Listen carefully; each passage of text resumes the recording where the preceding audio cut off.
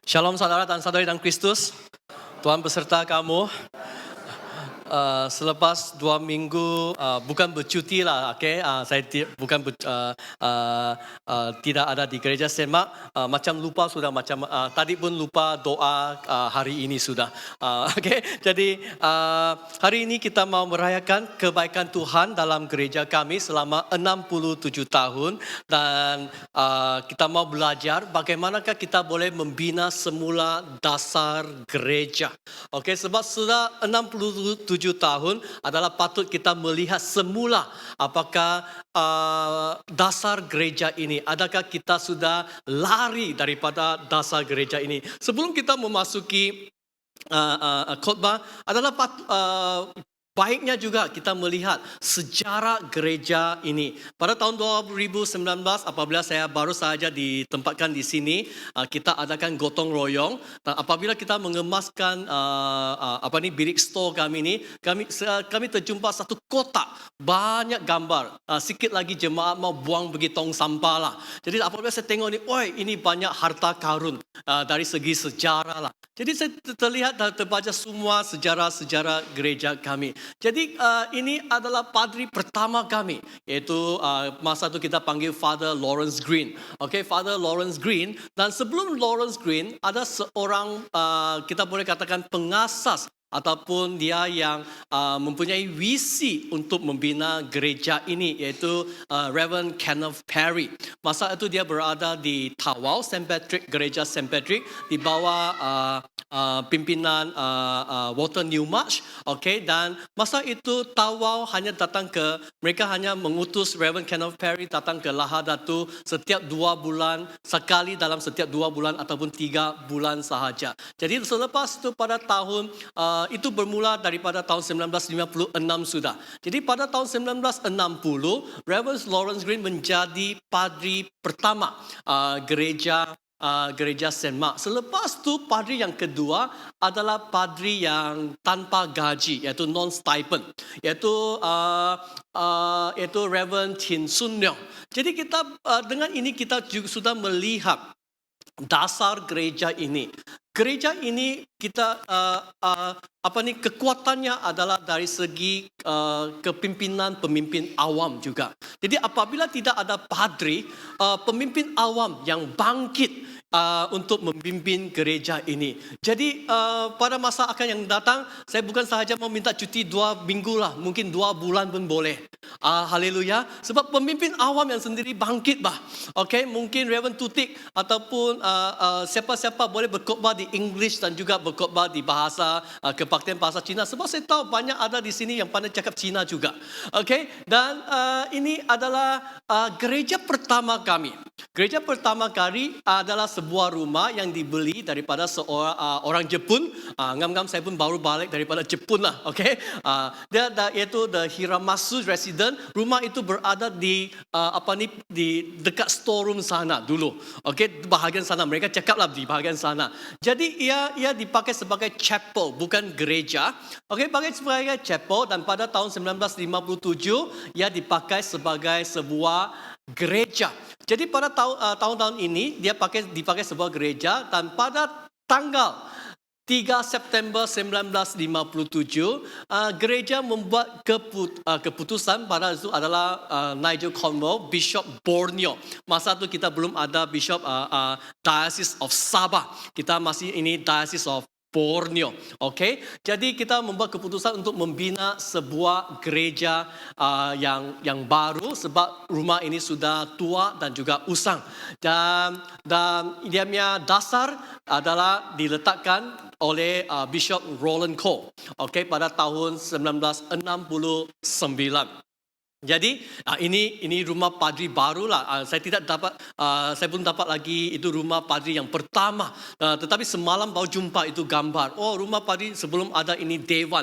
Oh, rupanya rumah padri itu sangat cantik. Rumah padri ini pun sangat cantik. Dulu gereja ini, rumah padri ini dibawanya tidak ada apa-apa, kosong dan dipakai sebagai tadika gereja Semak juga. Setiap kali saya nampak gambar ini saya kata, wah cantik betul ini kawasan gereja di Saint Mark dulu. Ini boleh jadikan Instagramable, Pak. Kamu tahu? Lebih cantik daripada itu Maybank di KK. Kamu tahu, banyak orang Cina mau datang sini ambil gambar. Jadi boleh famous loh. Dan ini gereja kita sekarang. Kita lihat prosesnya selama 67 tahun ini. Perubahan yang telah banyak berlaku. Ini gereja di dalam pada masa itu. Gereja itu sebelum itu hanya ada bahagian sini sahaja. Dan apa yang sebelah di sini adalah extension sahaja. Jadi saya lihat, wah gereja dulu tiada aircon, buka tingkap sahaja. Saya fikir bagus juga kita kasih robo semua sini, kasih buka lah biar tak payah pakai aircon, biar angin masuk sahaja. Bolehkah? Supaya kita jimat sikit elektrik bah. Haleluya, jimat sikit. Jadi ini gereja dulu. Dan kita melihat pemimpin-pemimpin kita, wah pernah melayani. Wah ini Reverend Tutik bahkan. Reverend Tutik bahkan. Wah, masih muda, umur 30 tahun begitu. Okey, masih muda dan kuat. Jadi saya juga melihat ada Reverend Francis di sini, ini Brother Kon Hyong, dan ini Warden Paul kita. Okey, ini masa Reverend Robert Woon, dan ini adalah mendiang Bishop Luke Chua. Jadi gereja kami pernah melayani 4 bishop. 4 bishop, iaitu daripada Bishop Duke Chua, kalau yang lebih tua lagi mungkin pernah melayani Bishop Roland Cole lah. Okay, Luke Chua, Yong Bing Chung, Albert Woon, dan juga Bishop Melter Thais pada hari ini. Dan kita melihat semua kekuatan gereja adalah dari segi kepimpinan awam. Dan gereja Saint Mark Kebaktian Bahasa Malaysia dimulakan hanya pada tahun 1980-an sahaja. Okey, kalau saya tidak silap 1983. Sebab kalau saya melihat rekod kehadiran hanya 1983 bermula ini Kebaktian Bahasa Malaysia. Jadi kita lihat semua ini adalah bagaimana Tuhan telah memimpin gereja kita pada hari ini. Dan kita melihat pemimpin-pemimpin di sini. Dan saya tanya, ini Dorothy. Ya, umur berapa kamu pada masa itu? 30 lebih sahaja. Jadi saya mau mengatakan bahawa gereja kita juga ada potensi untuk membangkitkan pemimpin-pemimpin yang muda untuk membimbing gereja ini. Saya bukan mau paksa kita yang tua-tua sudah terus turun tangga lah. Okay? Tetapi adalah tanggungjawab kita untuk memimpin generasi yang datang untuk menjadi PCC kah, pemimpin sel kah, untuk pelayanan-pelayanan yang seterusnya yang supaya kita boleh melakukan yang sudah senior boleh melakukan kerja yang lebih besar lagi. Dan gereja kami boleh merayakan 67 tahun adalah sebab apa? Adalah sebab dasar kami yang kukuh. Kita ada dasar yang kukuh. Tetapi dengan cabaran-cabaran dunia ini, adakah dasar ini masih boleh menghadapi cabaran-cabaran tersebut? Itu yang kita mau belajar pada hari ini, dan saya percaya Tuhan mau kita renungkan selepas 67 tahun ini. Nah, bangunan yang paling tinggi di dunia, Burj Khalifa di Dubai. Projek ini sangat menakjubkan sebab ia mempunyai 165 tingkat. 160 tingkat dan diselesaikan dalam masa 6 tahun sahaja. 6 tahun sahaja. Dan apakah cabaran untuk membina bangunan tertinggi di dunia ini? Bangunan ini dibina di padang gurun. Dan di padang gurun dia tidak ada batu bata. Dia hanya ada pasir sahaja.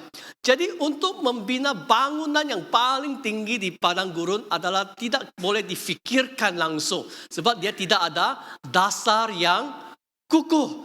Dan pada masa yang sama dia ada ada ribut di pasir gurun ini akan meniup bangunan ini. Kalau tidak ada dasar yang kukuh, bangunan ini akan roboh dengan senang. Dan mereka menggunakan lebih daripada 2 tahun hanya untuk membuat dasar dia. Kita panggil substructure yang kita tidak lihat. Dia punya dasar, dia punya foundation. Okay? Hanya selama 2 tahun. Dan dia menggunakan lebih daripada 190 piling. Dan setiap piling dia punya diameter 3 meter. Wah, begitu besar dan kedalamannya lebih kurang 50 sampai 70 meter. Dan disebabkan dasar ini, kita lihat mereka menggunakan lebih daripada 30% masa itu digunakan untuk mempersiapkan dasar supaya bangunan ini boleh dibina secara tinggi. Dan bangunan itu boleh berdiri dengan tinggi sebab dia ada dasar yang kukuh. Jadi dalam setiap pembangunan kita akan melihat 3 perkara, yaitu kita panggil superstructure, substructure dan juga dia punya structure, dia punya struktur. Okey, dalam bahasa Malaysia katakan struktur utama, dia punya struktur dan dia punya substruktur. Jadi substruktur adalah dasar itu dan ini adalah bahagian yang paling penting. Tanpa substructure ini, bangunan ini tidak akan berdiri dengan teguh. Walau betapa cantik pun bangunan ini. Di Taiwan, kalau di negara-negara yang ada gempa bumi, contohnya di Taiwan ataupun di Jepun, kalau kamu tidak ada dasar yang kukuh, satu kali gempa bumi, bangunan itu akan roboh. Ada satu kali gempa bumi berlaku, saya ingat di China ataupun di Taiwan, apabila dia roboh, mereka melihat dasar dia. Dasarnya, kenapa bangunan ini boleh roboh? Sebab dasarnya tidak kukuh. Mereka pakai ini tin Coca-Cola, kasih mendap itu tanah sahaja. Jadi kalau tidak ada dasar yang kukuh, bangunan itu tidak akan berdiri dengan kukuh. Begitu juga dengan pelayanan dalam gereja. Begitu juga dengan kehidupan kami. Kalau kita tidak mempunyai dasar substructure yang kukuh, kita tidak mungkin akan berjalan dengan jauh. Kita tidak mungkin akan berjalan dengan berjaya. Gereja mungkin tidak dapat bertahan dengan lama. Banyak gereja hari ini tidak dapat bertahan lebih daripada 40 tahun, 50 tahun. Kenapa? Dasar yang tidak kukuh. Dasar mereka yang tidak kukuh. Dari segi gereja Anglican, dasar kami adalah misi kepada yang diberikan oleh Yesus Kristus. Jadi itu adalah dasar kami. Yesus adalah dasar gereja Anglican. Kenapa kita bina gereja di sini? Kenapa ada orang susah-susah setiap 2 bulan datang ke Lahadatu mau bina gereja? Sebab mereka mau menyampaikan Injil Yesus Kristus. Itu adalah dasar kami. Itu adalah misi kami. Kenapa kita mau bina gereja baru? Supaya lebih banyak orang yang percaya boleh berkumpul bersama-sama untuk menyembah Tuhan. Dan sekarang pada hari ini kehidupan kami, gereja, pelayanan gereja ataupun dalam gereja, kita mesti bina di atas dasar yang kukuh, bukan dengan dia punya superstructure, iaitu dari segi luaran sahaja. Jadi banyak gereja pada hari ini kita lihat banyak gereja baru, terutamanya selepas COVID. Dan selepas COVID kita lihat bahawa banyak gereja baru ini mereka mau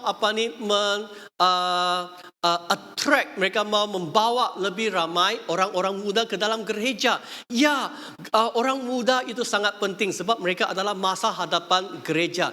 Tetapi kita tidak boleh berkompromi sampai satu tahap kita mengabaikan dasar sebuah gereja. Hari ini contohnya kalau saya melihat gereja-gereja yang dibangunkan, mereka menggunakan dari segi hiburan, entertainment, membawa orang-orang muda ke dalam gereja. Apabila saya tengok cara mereka menyembah Tuhan, mereka lompat sana, lompat sini, goyang kepala mereka dan sebagainya, itu lampu disco gitu.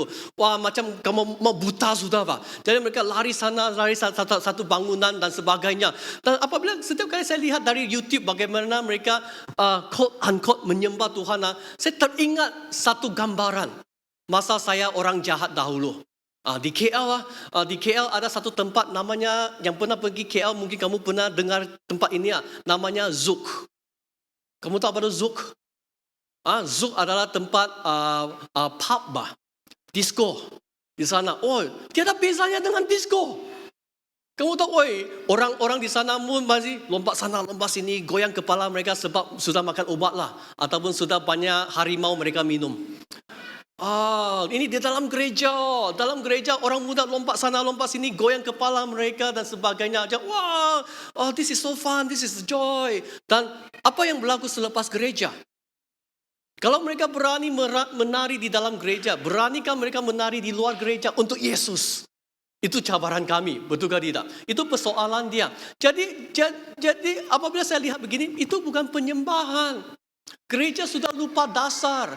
Dan gereja dalam Mazmur memberitahu kami dengan apakah seorang muda mempertahankan kelakuannya bersih. Iaitu dengan apakah seseorang yang muda itu boleh berdiri teguh dengan menjaga sesuai dengan firman-Mu.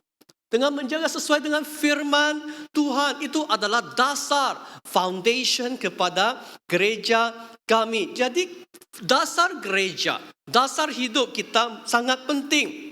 Ia harus dibina atas pekerjaan Yesus yang sudah selesai di atas kayu salib.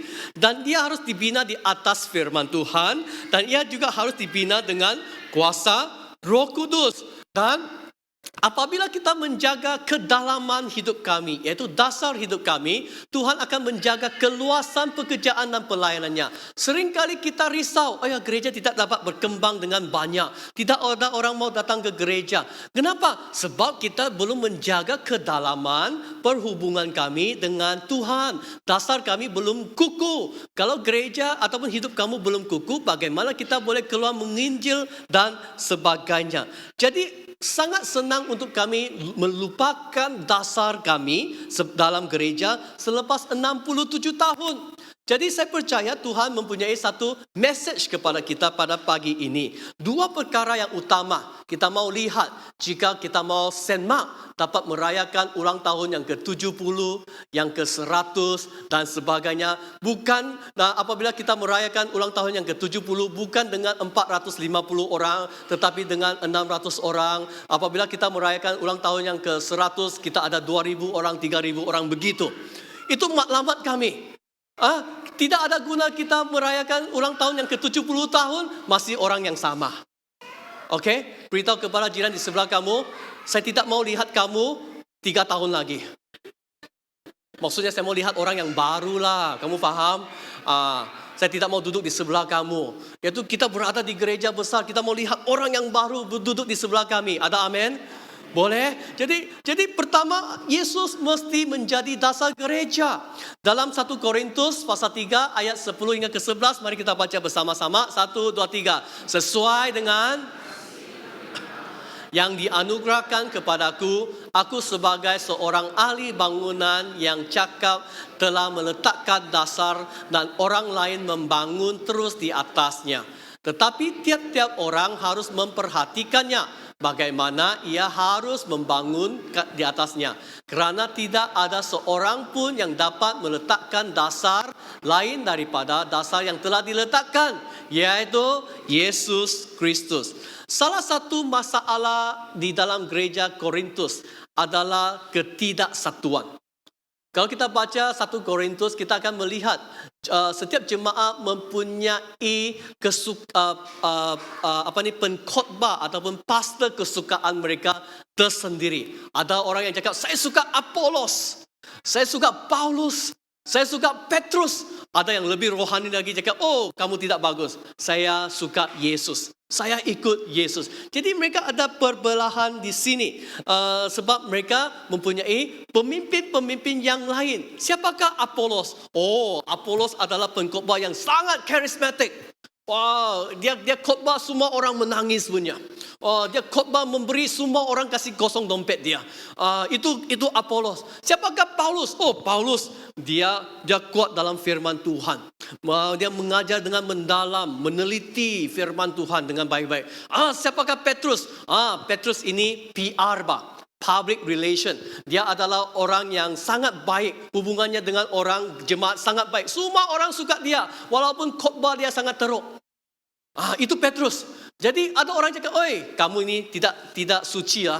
Tidak cukup rohani. Saya ikut Yesus. Kamu ikut manusia, saya ikut Tuhan. Jadi ada perbelahan berlaku di dalam gereja ini. Tetapi Paulus katakan di sini, dalam 1 Korintus, apa sahaja yang berlaku, siapa sahaja padri kesukaan kamu, itu bukan dasar gereja.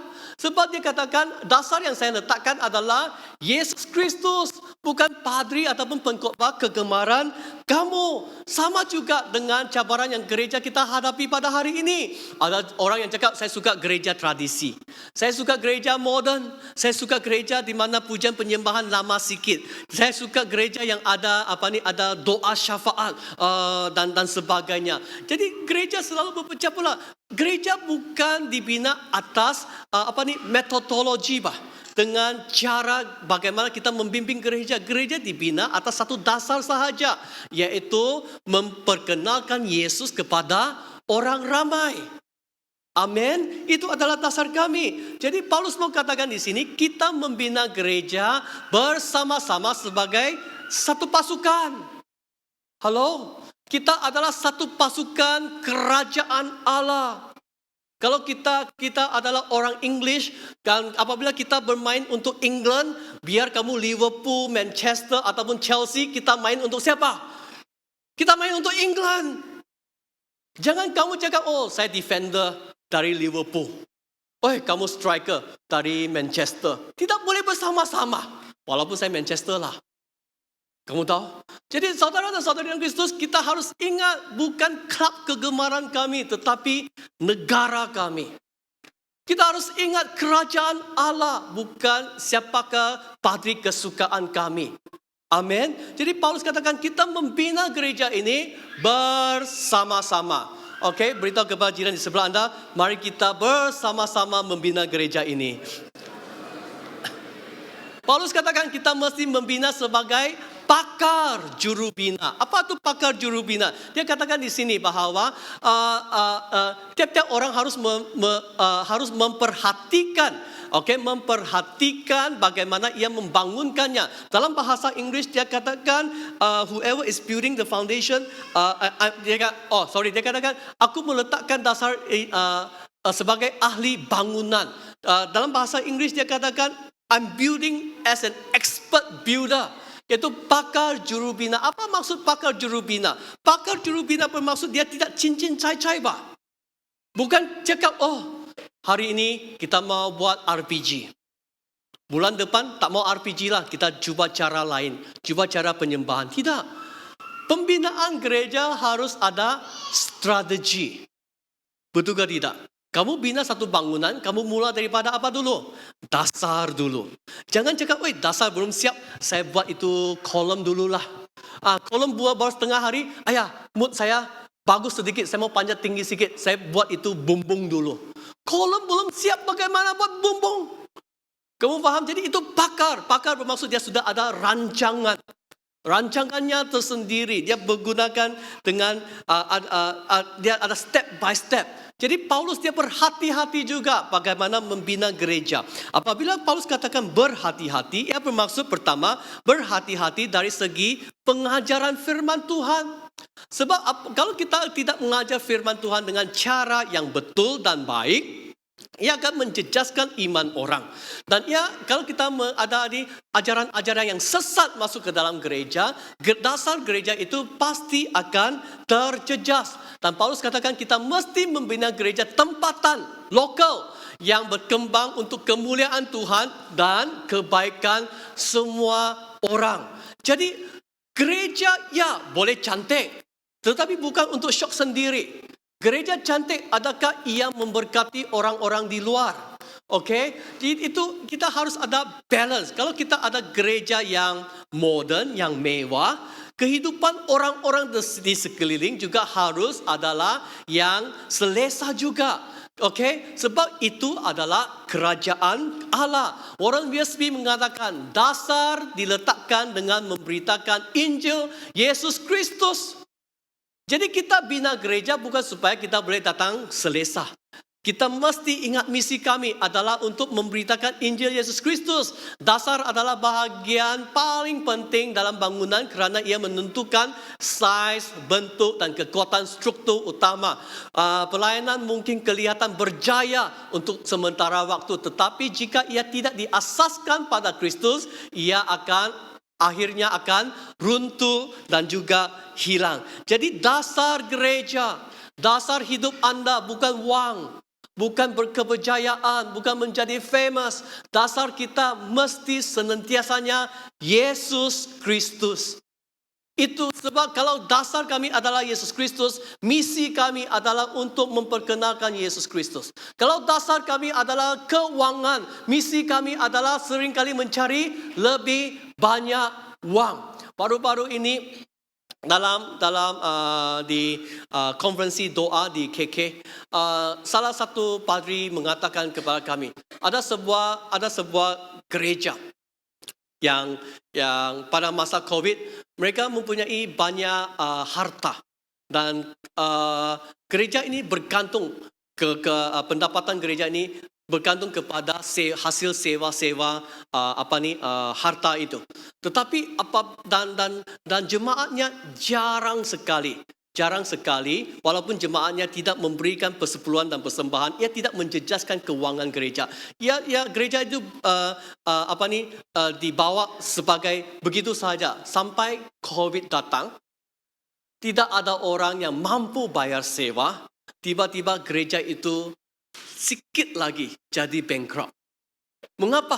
Sebab dasar gereja itu bergantung kepada apa? Bergantung kepada harta yang menghasilkan uang. Tetapi apabila kesusahan datang, orang tidak dapat bayar sewa, dasar itu terjejas. Nah, gereja dapat berkembang dengan kukuh bukan sebab keuangan harta benda. Harta yang paling penting dalam gereja bukan bangunan. Kamu tahu apa harta yang paling penting dalam gereja? Beritahu jiran di sebelah Anda, kau kamu adalah harta yang paling penting di mata Tuhan dan juga di hadapan gereja. Jadi dasar gereja haruslah Yesus Kristus. Dan Paulus dia teruskan dalam 1 Korintus pasal 3 ayat 12 hingga ke 14 dia katakan, kalau ada orang membangunkan di atas dasar ini dengan emas, perak, batu permata, kayu, rumput kering atau jerami, sekali kelak pekerjaan masing-masing orang akan nampak kerana hari Tuhan akan menyatakannya. Sebab ia nampak dengan api dan bagaimana pekerjaan masing-masing orang akan diuji dengan api. Jika pekerjaan yang dibangunkan seseorang tahan uji, ia akan mendapat upah. Paulus katakan di sini, kalau ada orang membangunkan atas dasar ini, selain daripada Yesus Kristus, ia akan diuji. Ia akan diuji. Kita tidak perlu menunggu sampai hari Tuhan, yaitu hari penghakiman. Kita lihat 4 tahun yang lalu Tuhan hanya mengutus satu COVID sahaja. Semua iman kami, dasar iman kami, semua telah tercabar. Semua orang cakap, tak payah pergi ke gereja sudah. Tak payah berikan persepuluhan dan persembahan. Tetapi dari gereja padri masih cari dasar. Kasih bank account. Tak payah, masih boleh berikan persepuluhan dan persembahan. Jadi dasar kami tidak payah tunggu hari penghakiman. Tuhan senantiasa akan memberikan cabaran untuk menguji dasar kami. Kalau kamu sudah berjaya, kalau kamu sudah kaya, kamu setengah diuji. Adakah berkat yang kamu terima itu sama dengan apa yang kamu berikan dalam persembahan? Adakah masa yang kamu berikan kepada Tuhan itu, kepada pekerjaan kamu itu sama dengan masa kepada yang kamu berikan kepada Tuhan? Gereja Semak dalam 67 tahun ini melalui banyak cabaran. Sudah tentu banyak cabaran. Ada padri yang meletakkan jawatan, pastor meletakkan jawatan, para staf yang meletakkan jawatan dan sebagainya. Nah, cuba bayangkan para padri pemimpin semua ini, bahkan ada pemimpin awam yang dipindahkan ke tempat lain dan sebagainya. Cuba bayangkan kalau kita sebagai jemaat kita katakan, ayah, pastor sudah letak jawatan loh. Saya tidak mau melayani sudah. Saya tidak boleh menyembah Tuhan kalau tidak ada pastor ini. Jadi persoalannya, dasar kamu itu, adakah kamu letakkan di atas manusia pemimpin ini ataupun di atas Yesus Kristus? Kalau kita letakkan di atas manusia, itu ada bahayanya. Itu adalah penyembahan berhala. Amin. Itu adalah penyembahan berhala. Jadi saudara dan saudari dalam Kristus, gereja dasarnya haruslah adalah Yesus Kristus. Dalam 67 tahun ini, kita sudah melalui 13 padri dan 2 pekerja gereja yang membimbing gereja ini. Ada 2 tahun gereja ini tanpa padri. Kalau gereja ini dasarnya bukan Yesus Kristus, dalam 2 tahun itu mungkin tidak ada gereja Saint Mark sudah.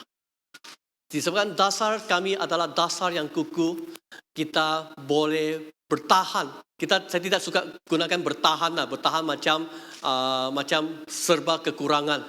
Kita boleh sampai hari ini mengingati kekuatan Tuhan. Jika dasar kita adalah Yesus Kristus, Yesus akan katakan kepada kami, aku akan mendirikan gerejaku, jemaatku, dan alam maut tidak akan menguasainya. Kenapa? Sebab Petrus mengatakan, Yesus, engkau adalah Mesias, engkau adalah anak Tuhan. Gereja dibina atas dasar pengakuan kami mengenai Yesus Kristus. Kalau kita di sini, 200 orang kita di sini, kita malu mengakui Yesus Kristus adalah Allah kami, gereja ini tidak akan bertahan. Tetapi kalau kita ada iman, bukan saja di dalam gereja, tetapi di luar selepas gereja ini, kita berani mengaku bahwa Yesus adalah Allah.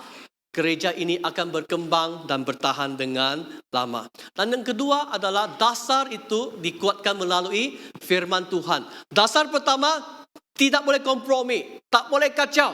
Yaitu mesti Yesus Kristus. Tetapi sekarang Yesus Kristus sudah berada di syurga.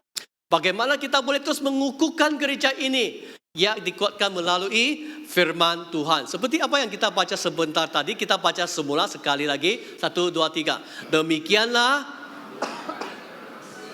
dan pendatang, melainkan kawan sewarga dari orang-orang kudus dan anggota-anggota keluarga Allah yang dibangunkan di atas dasar para rasul dan para nabi dengan Yesus Kristus sebagai batu penjuru.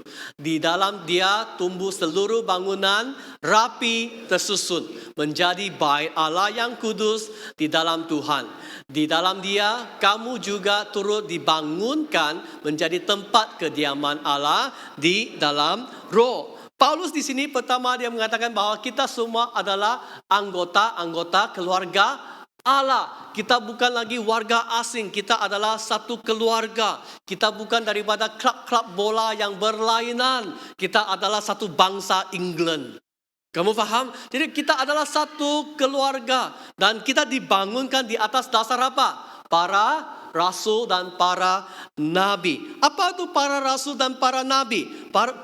Tanggung jawab rasul dan nabi adalah untuk mengajar firman Tuhan. Jadi di sini pengajaran mereka itu sangat penting. Sebab dikatakan di sini bahwa dibangunkan di atas dasar para rasul dan nabi dengan Yesus sebagai batu penjuru. Yaitu pengajaran para rasul dan nabi ini harus disamakan, diselaraskan dengan pengajaran Yesus Kristus. Jadi dari segi kata yang lain, pengkhotbah kami itu sangat penting. Pemimpin-pemimpin itu sangat penting. Dan cara kami melayani pemimpin gereja itu sangat penting juga. Sebab kebangkitan dan kejatuhan sebuah gereja adalah berdasarkan kesetiaannya kepada firman Tuhan dan kepada pengkhotbah yang menyampaikan firman Tuhan ini. Kita baca Kisah Para Rasul pasal 2:42 mengatakan mereka berpegang teguh pada pengajaran para rasul. Mereka mendengar daripada para rasul. Mereka berpegang teguh, mereka percaya, mereka taat, mereka submit kepada pengajaran para rasul. Dan saya mau kita lihat ayat yang ke-43 juga. Mengatakan, maka ketakutanlah mereka semua. Dan yang kedua, sedang rasul-rasul itu mengadakan banyak mukjizat. Jadi apabila kita taat kepada pemimpin-pemimpin gereja yang Tuhan utuskan kepada kami, pemimpin tersebut boleh melakukan banyak mukjizat dan juga tanda-tanda. Nah, sebelum saya teruskan, saya bukan katakan pada hari ini saya paksa kamu untuk tunduk kepada saya. Bukan. Saya hanya memberitahu kepada kita semua daripada firman Tuhan. Sebab saya bukan sahaja seorang pemimpin, saya juga seorang pengikut. Saya ada seorang bishop, yaitu Bishop Melter. Saya ikut, saya harus taat kepada dia. Saya tidak boleh dengar kata-kata daripada bishop dari Singapura, dari Kuching dan juga daripada Semenanjung Malaysia. Sebab ya mereka masih bishop, tetapi secara direct Bishop Melter adalah pemimpin saya. Jadi secara tarik saya adalah pemimpin kamu juga. Kalau gereja mau berkembang dengan kuat dan berkembang dengan besar, kita harus mendengar satu suara sahaja. Pengajaran daripada seorang pemimpin, rasul yang diutus oleh Tuhan. Kita harus, setiap pemimpin-pemimpin sel itu harus sehati sejiwa dengan padri penguasa. Barulah gereja itu boleh berkembang. Kita tidak boleh dengar daripada, padri ini cakap begini, kenapa padri saya cakap lain? Dan sudah mula ada konflik sudah. Jadi saudara dan saudari dalam Kristus, kita lihat di sini, apabila pengikut taat kepada suara pemimpin yang membawa firman Tuhan itu, gereja itu dapat berkembang daripada 3,000 orang kepada 5,000 orang di dalam kisah para rasul. Kita lihat di sini kadang-kadang gereja tidak mengalami banyak mukjizat dan juga tanda-tanda. Bukan sebab padri itu tidak ada guna. Halo? Sebab kalau gereja itu selalu ada konflik, ia selalu membawa kekecewaan kepada padri itu. Kadang-kadang gereja tidak ada banyak mukjizat dan juga tanda, bukan sebab padri itu tidak ada iman, tidak ada karunia, tidak ada keupayaan. Tetapi sering kali kita harus fikirkan, kadang-kadang, dan secara keberangkalian yang besar juga berlaku sebab jemaat tidak percaya. Jemaat tidak ada kesatuan untuk tunduk ataupun submit kepada kepimpinan gereja. Ini mengingatkan kami Yesus Kristus apabila dia kembali kepada kampung halaman dia. Apa yang berlaku? Abang-abang dia, orang-orang kampung dia merendah-rendahkan dia. Ini anak tukang kayu. Dan apa yang Alkitab katakan? Yesus tidak dapat melakukan banyak mukjizat sebab Yesus tidak ada kuasa? Bukan. Bagaimana Alkitab katakan? Yesus tidak dapat melakukan banyak mukjizat sebab iman mereka. Sebab iman mereka. Kita mau gereja semak berkembang, kita harus bersatu bersama-sama. Bukan sahaja dalam kebaktian BM. Di dalam 3 bahasa ini, kita harus bersatu bersama-sama. Barulah kita dapat melihat mukjizat, tanda-tanda berlaku. Saya percaya ini adalah mesej Tuhan kepada kita. Yang kita sudah belajar beberapa minggu. Dalam kisah para rasul pasal 2 ayat pertama. Apabila mereka berkumpul bersama-sama, maka tercurahlah Roh Kudus. Kesatuan itu sangat penting. Dalam 67 tahun ini kita melalui banyak padri. Dan 2 tahun ini adalah 2 tahun yang tidak ada padri. Dan kita masih dapat melakukan pelayanan kami dan meneruskan pelayanan kami. Saya berbicara dengan Pastor Lily, sekarang jadi pastor. Pastor Lily, dia cakap, pada masa itu dia tiba-tiba pun dia tidak tahu apa yang mau lakukan, dia mau jaga itu tadika lagi dan sebagainya. Jadi dan saya adalah padri yang ke-13. Okey, padri dari segi padri adalah padri yang ke-13. Dari pemikiran orang barat, mereka tidak suka nombor 13. Sebab nombor 13 adalah macam nombor 4 bagi orang Cina. Nombor 13 adalah macam kamu akan mati. Jadi, saya nombor 13. Itulah mungkin kebaktian English tidak suka saya. Sebab nombor 13. Nombor mati. Tetapi kebaktian BM dan juga Cina suka saya. Nombor 13. Mengapa 13? Sebab 13. 13 selalu macam ada eternal. 13 dalam bahasa Cina. Isan begitu. Jadi kita ada banyak padri dan pastor. Tetapi kita lihat di sini. Pernahkah Tuhan mengutus 1 kali 2 padri? Tidak ada. Hanya 1 padri sahaja. Ada gereja yang saya pergi di Semenanjung. 1 gereja ada 2 padri. 1 padri untuk bahasa Cina, satu padri untuk bahasa English. Tetapi satu padri, dua-dua padri, ada jemaat mereka, ada persembahan mereka, semua tidak masuk ke dalam gereja mereka sendiri. Jadi itulah sebabnya gereja tidak dapat berkembang. Jadi gereja itu dikukuhkan melalui firman Tuhan daripada pemimpin yang membawa firman Tuhan tersebut. Dan di mana Yesus Kristus menjadi batu penjuru utama. Apa fungsi batu penjuru utama? Yang menjaminkan bangunan itu berdiri dengan kukuh.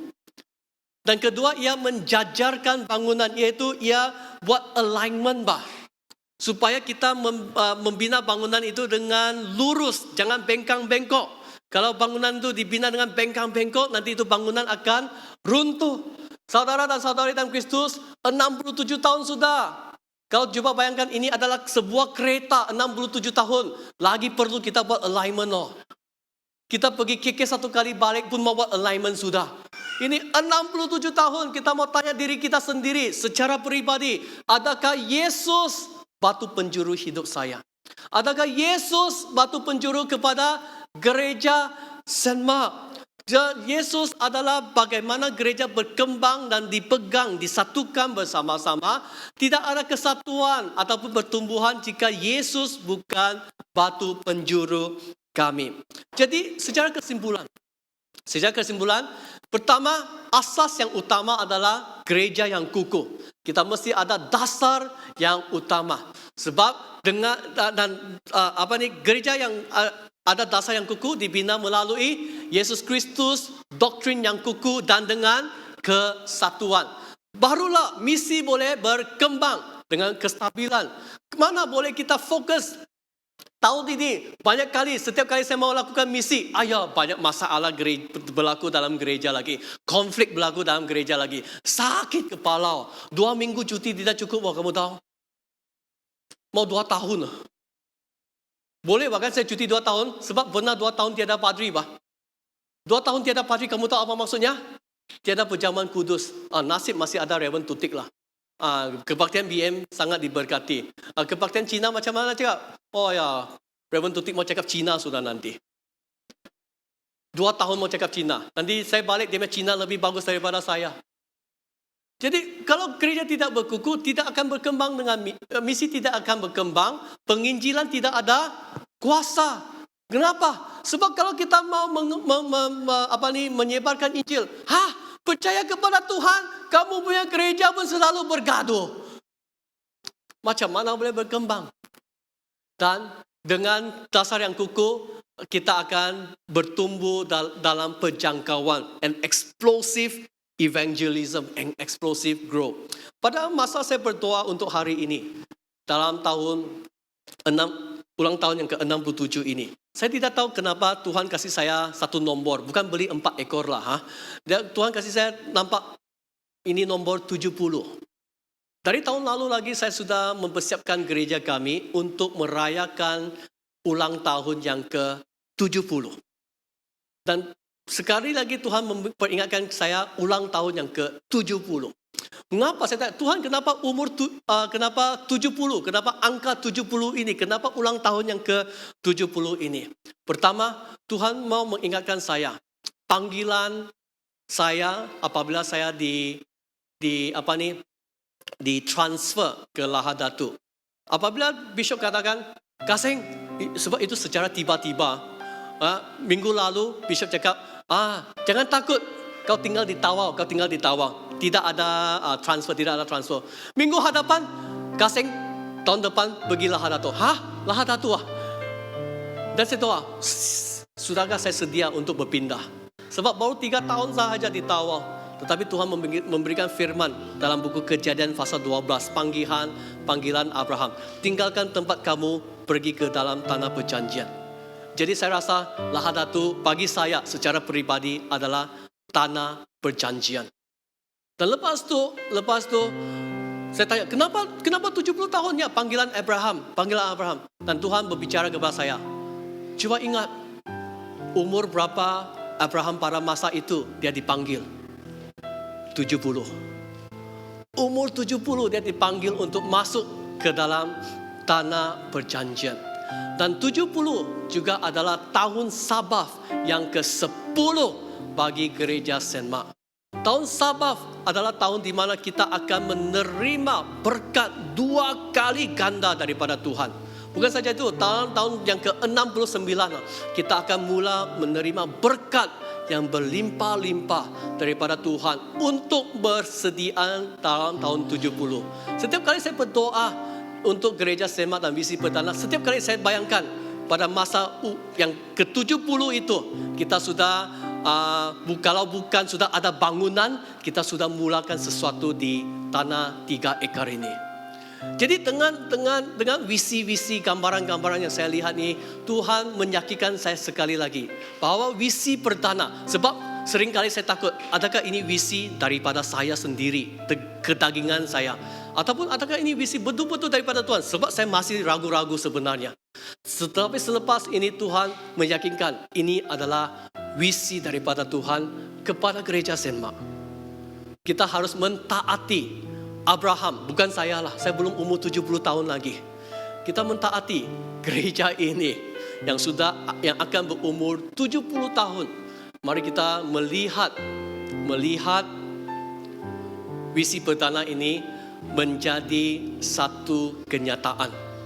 Kalau kita yang sudah tua-tua, mungkin masa tidak tahu bila lagi, kalau kamu mau melihat satu bangunan di Sri Perdana, berilah dengan cepat-cepat. Haleluya. Yang muda, jangan sangka kamu boleh ada umur panjang. Kamu juga mesti berikan dengan cepat-cepat. Setiap orang mesti berikan dengan cepat-cepat. Jadi dengan ini Tuhan memberikan saya satu keyakinan. Dan apabila saya memberikan usul ini kepada Archdeacon Lidis cakap, usul bagus, tetapi kamu lupa satu perkara, dasar. Apa tu dasar? Ya, kamu bukan hanya bina bangunan fisikal. Kamu harus dalam 3 tahun ini mula membina jemaat dulu. Sebab ada bangunan tetapi tiada jemaat, tiada guna. Bina jemaat terlebih dahulu. Dasar, menginjil terlebih dahulu, baru ada bangunan. Gereja selalunya begini. Gereja selalunya tidak ada bangunan dahulu. Gereja selalunya ada jemaat terlebih dahulu. Jadi kalau ada banyak orang, saya tidak ada tempat, bagaimana? Jumpa di setiap rumah dulu. Banyak orang tinggal di Taman Aman Sri Perdana makan. Ada yang ada 2-3 rumah di Taman Sri Perdana. Jangan sangka saya tidak tahu. Kamu punya harta saya tahu tuh, sebab Tuhan bagi tahu saya sudah. Boleh pakai untuk kelompok sel. Apabila gereja dibina, semua pindah masuk ke gereja baru kami. Amin. Visi perdana bukan dari saya, dari Tuhan. Jadi tetapi kita harus bina dasar ini bersama-sama. Kita harus bersatu bersama-sama di dalam Yesus. Amin. Mari kita berdoa.